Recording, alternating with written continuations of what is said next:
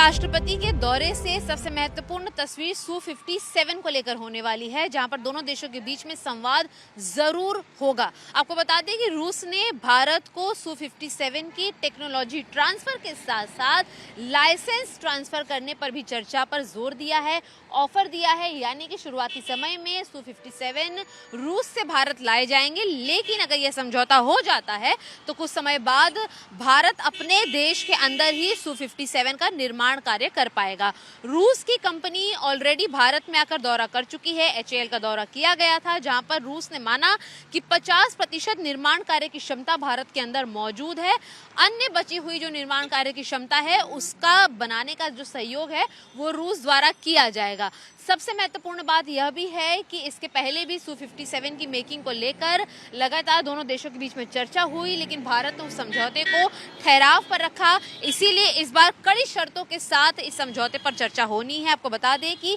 Su-30 MKI और इसी के साथ साथ राफेल की मेकिंग पर भी जो आत्मनिर्भरता भारत ने दिखाई है, उसके बाद अगर Su-57 का टेक्नोलॉजी ट्रांसफर और लाइसेंस ट्रांसफर अगर भारत के पास आता है तो वो सबसे बड़ी डील के तौर पर देखा जाएगा। हालांकि पुतिन के भारत के 2 दिवसीय दौरे में यह समझौता नहीं होना है, लेकिन इस पर चर्चा बड़ी गहराई से जरूर होगी। आपको यह भी बताते चलें कि रूस ने न सिर्फ इसके प्रोडक्शन टेक्नोलॉजी का ट्रांसफर करने का ऑफर भारत को दिया है, बल्कि भारत भी इस पर लंबे समय से विचार कर रहा है, क्योंकि 5th जनरेशन के फाइटर स्टेल्थ विमानों की जरूरत भारतीय वायुसेना को इस समय सबसे ज्यादा है। और ऐसे में अगर हम Su-57 बनाते हैं तो यह भारतीय नौसेना के लिए एक उपलब्धि के तौर पर देखा जा पाएगा, क्योंकि Su-30 की डिजाइनिंग अगर भारत में हो रही है तो उसका प्रोडक्शन जब यहाँ हो रहा है तो उसकी टेक्नोलॉजी में सुधार भी किए जा रहे हैं। और ऐसे में Su-57 ने अपना कारनामा हाल ही में दिखाया है और ऑपरेशन सिंदूर ने इसकी जरूरत को भी उजागर किया है कि कैसे 5th जनरेशन के फाइटर स्टेल्थ विमानों की जरूरत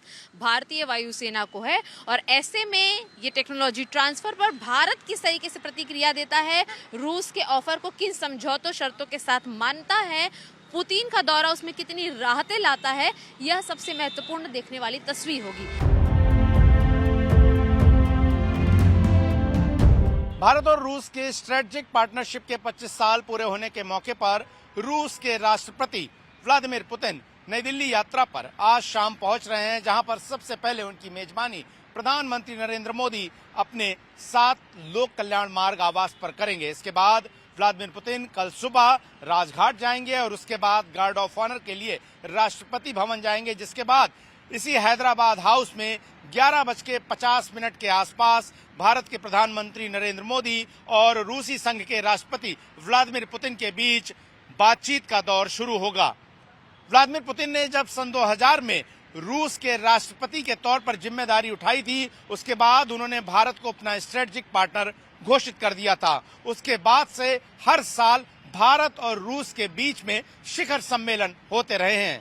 हालांकि यूक्रेन युद्ध के समय रूसी राष्ट्रपति और भारतीय प्रधानमंत्री के बीच होने वाली ये बैठकें चलती रही, लेकिन तकरीबन 4 साल बाद पुतिन अब जब भारत आ रहे हैं तो यूक्रेन रूस युद्ध के बीच में भारत के मध्यस्थता वाली भूमिका में उसकी जिम्मेदारी अहम हो जाएगी और ऐसे में रूस चाहता है कि भारत उसकी मदद करे। इसके अलावा रूसी राष्ट्रपति के साथ उनके रक्षा मंत्री भी आ रहे हैं और ऐसे में रक्षा समझौतों को लेकर अहम बातचीत हो सकती है। हालांकि किसी तरह के डील होने की संभावना नहीं। इसके अलावा रूसी राष्ट्रपति बिजनेस लीडर से भी मुलाकात करेंगे और भारत पर जिस तरीके से अमेरिका का दबाव है कि वो रूस से कच्चा तेल आयात न करे, इन सब के बीच में भारत अपनी ऊर्जा जरूरतों को कैसे पूरा करेगा, ये देखना भी बेहद महत्वपूर्ण होगा। लेकिन इस बैठक के बाद दोपहर के समय